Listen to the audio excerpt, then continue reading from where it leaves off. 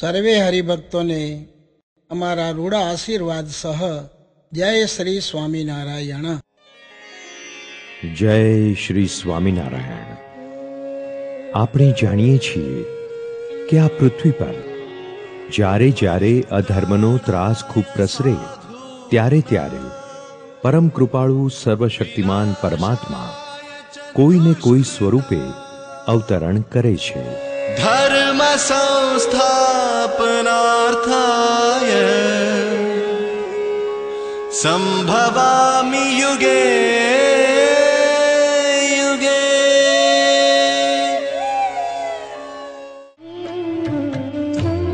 જ્યારે સર્વશક્તિમાન ભગવાન શ્રી સ્વામિનારાયણે આ પૃથ્વીને ધન્યતા બક્ષી અને જ્યારે તેમણે તેમની કર્મભૂમિ તરીકે ગુજરાતની પાવન ભૂમિ પર પસંદગી ઉતારી ત્યારે ભગવાન સ્વામિનારાયણે કચ્છની ધીંગી ધરા પર પોતાની કૃપાભરી પ્રેમાળ દ્રષ્ટિ વિશેષપણે વરસાવી છે. તે સમયમાં તો માણસોને રહેવા માટે પણ આ કચ્છની ભૂમિ મુશ્કેલ હતી. અનેક વિટંબણાઓ, મુશ્કેલી, ભૌગોલિક પ્રતિકૂળતાઓ અને અધાર્મિક પ્રવૃત્તિઓ સામે માત્ર સત્ય ધર્મપણાની પ્રખર જ્યોતિનો પ્રકાશ તેમણે પ્રસરાવ્યો. આ બાબતના બોલતા પુરાવા આપણને ભગવાન શ્રી સ્વામિનારાયણના સમગ્ર જીવનકાળ દરમિયાન સમયાંતરે જોવા મળશે.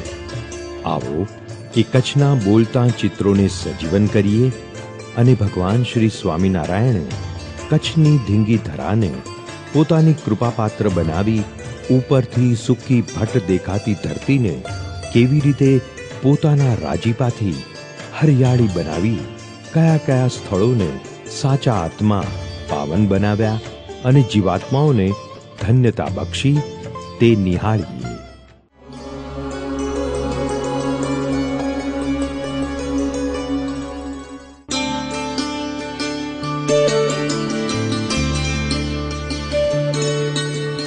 કેરા નામનું આ પાવન સ્થળ આ છે શ્રી સ્વામિનારાયણ મંદિર ભાઈઓ માટેનું.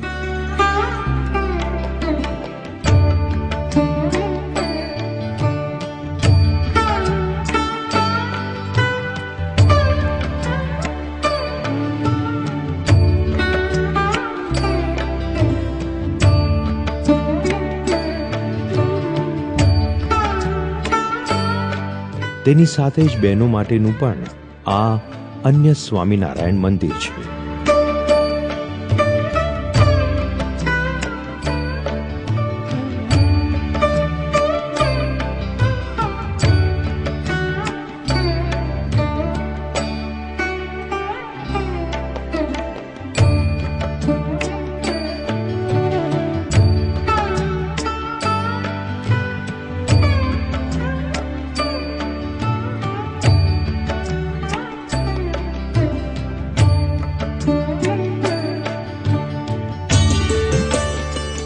શ્રીજી મહારાજને મન સ્ત્રી પુરુષ ગરીબ તવંગરનો ભેદ જરાય નહોતો.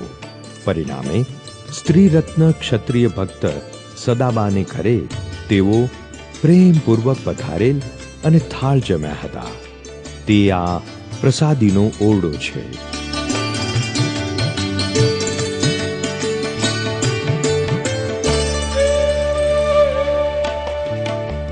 ગામની આગળ આવેલો આશ્રમ કપિલ મુનિનો છે, જ્યાં મુનિએ તપ કરેલ.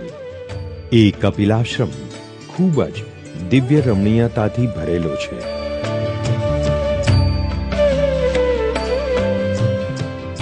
અત્રે આવેલા આ કુંડમાં શ્રીજી મહારાજે સ્નાન કરેલ તેને સજીવન કુંડ કહેવામાં આવે છે. શ્રીજી મહારાજે સ્નાન કર્યા પછી પાસે આવેલ મહાદેવના દર્શન તથા અભિષેક કર્યો હતો.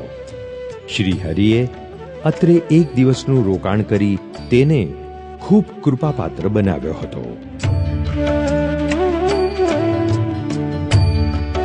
આ ગામની પશ્ચિમે આ નદીમાં મોટા પથ્થરો પર બેસી સંતો સાથે સ્નાન કરેલ છે, જેથી આ પથ્થરના સ્તર પ્રસાદીના છે.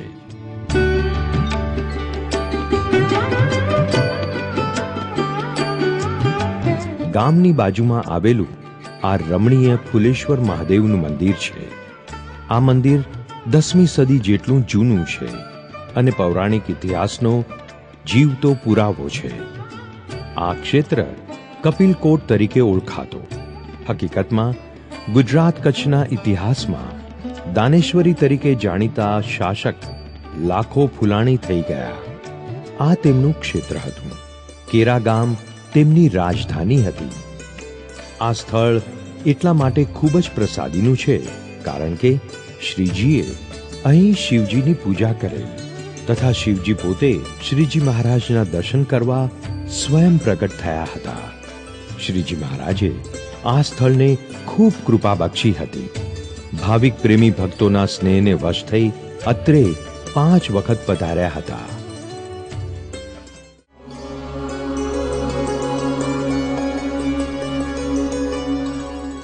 કેરાથી 1 કિલોમીટર દૂર ગજોડ ગામ આવે છે. અહીં આ રાધાકૃષ્ણ દેવ પ્રસાદીના છે.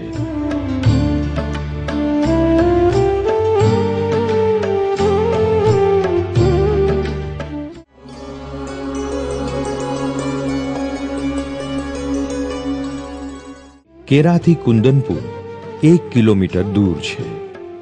આ છે ભાઈઓ માટેનું સ્વામિનારાયણ મંદિર.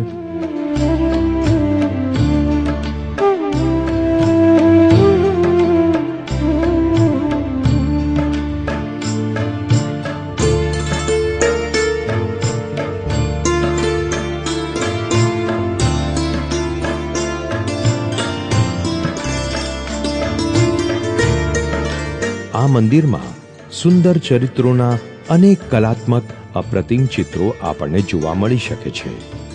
અત્રે બીજું એક સ્વામિનારાયણ મંદિર બહેનો માટેનું પણ છે.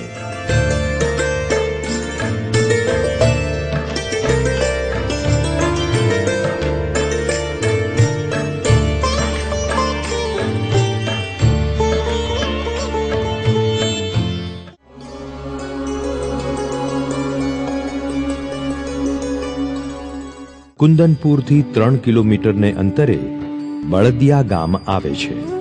આ છે બળદિયા ઉપલોવાસ. અહીં એક સુંદર શ્રી સ્વામિનારાયણ મંદિર ભાઈઓ માટે છે. અત્રેના હરિભક્તોની પ્રેમ ભક્તિ અજોડ છે. કચ્છ આખાયમાં ભુજ મંદિરના સંતોની કરુણા દૃષ્ટિ છે તેવી જ કૃપા દ્રષ્ટિ અત્રે પણ છે. સંતોની કૃપા અને હરિભક્તોની સાચી ભક્તિ નિષ્ઠાથી આજે પણ સત્સંગ સરસ રીતે ટકી રહ્યો છે. તેની સાથે જ બહેનો માટેનું પણ આ અન્ય સ્વામિનારાયણ મંદિર છે.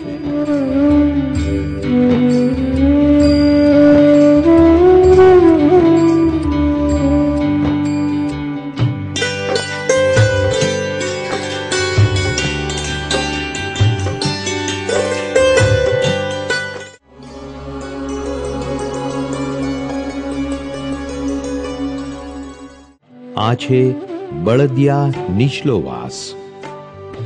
ગામમાં ભાઈઓ માટેનું શ્રી સ્વામિનારાયણ મંદિર પણ છે.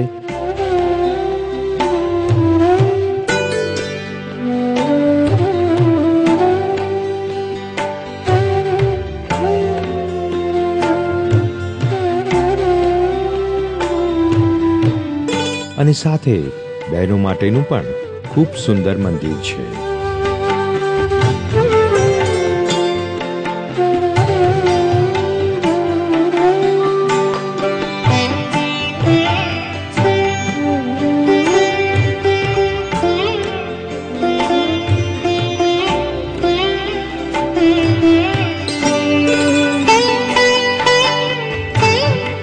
આ છે ગામનું ઠાકોર મંદિર.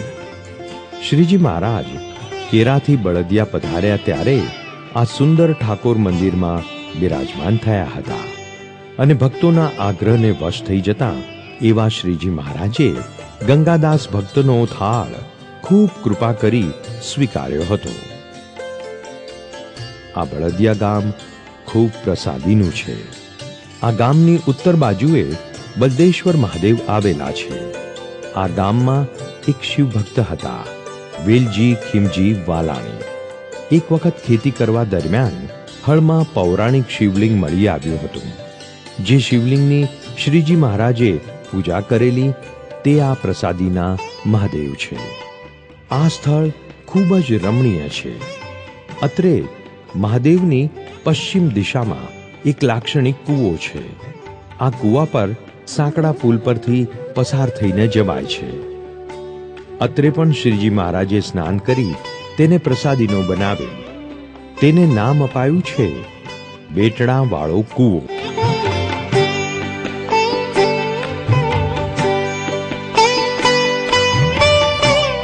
ઉત્તરાદી દિશાએ ગંગાજી પ્રસાદીના છે. અહીં પણ શ્રીજી મહારાજે સંતો સાથે સ્નાન કરેલું છે. અહીં પણ છત્રી કરાવાઈ છે. બળદિયામાં શ્રીજી મહારાજ કુલ 4 વખત પધાર્યા છે. અત્રે પણ સત્સંગ ખૂબ જ પ્રગતિથી આગળ ધપી રહ્યો છે.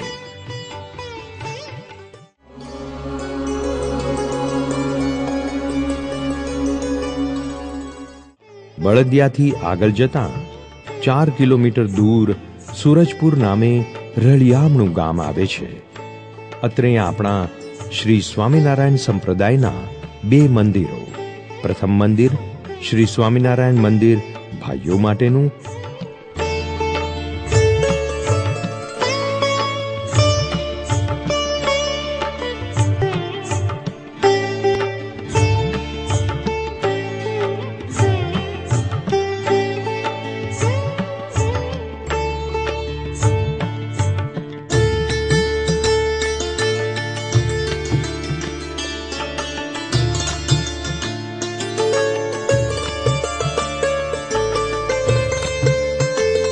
અને એવું જ પવિત્ર બહેનો માટેનું મંદિર પણ આવેલું છે.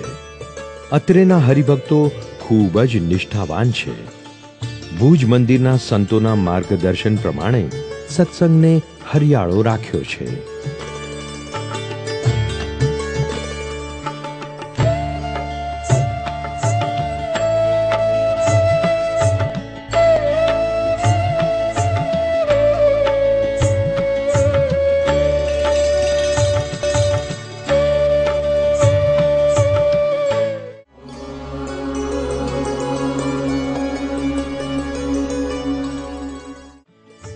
પ્રસાદીના સ્થળોમાં નારણપુર નિચલોવાસ ગામ નોંધપાત્ર છે. તે સૂરજપુરથી 3 કિલોમીટર દૂર છે. અત્રે ભાઈઓનું ખૂબ જ દિવ્ય મંદિર વિદ્યમાન છે. આ છત્રી જે આપ જોઈ રહ્યા છો ત્યાં શ્રીજી મહારાજે બિરાજીને કહ્યું હતું કે આ જગ્યાએ મંદિર થશે. એ શબ્દો તો સ્વયં પરમાત્માના હતા. પરિણામે તે જ સ્થળે મંદિરનું નિર્માણ કરવામાં આવ્યું. અત્રેની મૂર્તિઓ ખૂબ જ મનોહર છે.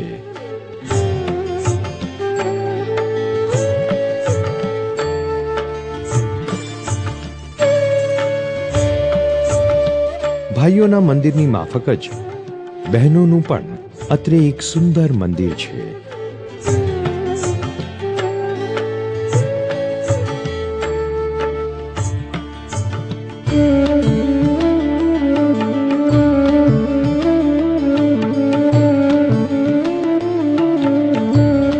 અત્રે ઠાકોર મંદિર છે.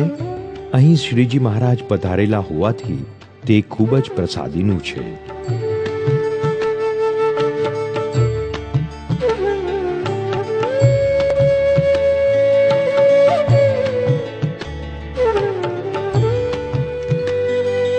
ગામની ભાગોળમાં મહાદેવ આવેલા છે. શ્રીજી મહારાજે સ્વહસ્તે મહાદેવની પૂજા કરેલી.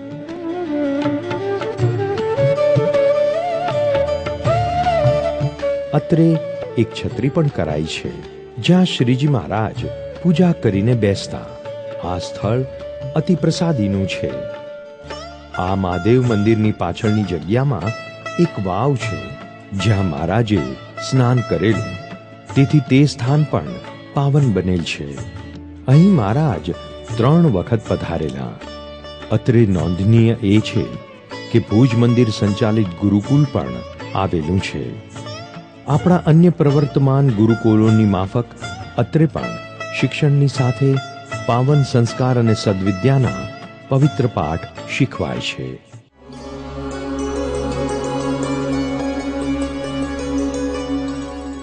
અત્રેથી થોડે આગળ જતાં આ ગામ છે જેને નારણ પર ઉપલો વાસ કહેવાય છે. અત્રે ભાઈઓ માટેનું સ્વામિનારાયણ મંદિર છે.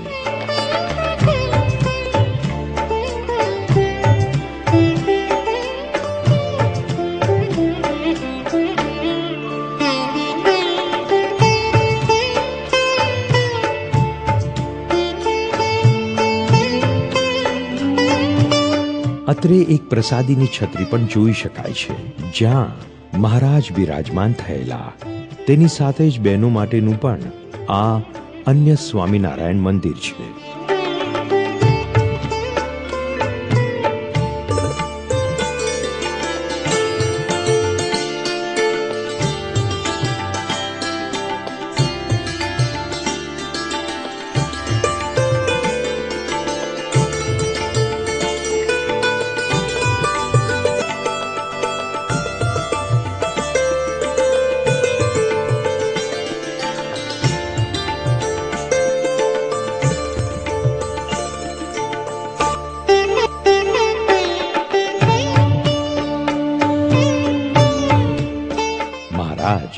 વિચરણ કરતા કરતા અત્રે આ ઠાકોર ડેરામાં પધારેલા, તેથી તે પણ પ્રસાદીનું છે. તેની બરોબર પાછળ આવેલ આ શંકર મંદિર પણ પ્રસાદીનું છે. અત્રે મહારાજે ભાવપૂર્વક પૂજા કરેલી. ગામની પશ્ચિમ દિશાએ આવેલું આ સ્થળ પણ શ્રીજીની કૃપાથી પ્રસાદીનું બનેલું છે. અત્રે મહારાજે સ્નાન કરેલું. મહારાજ અત્રે 3 વાર પધારેલા અને ગામને પોતાની દિવ્ય ચરણ રજથી પાવન કરેલ.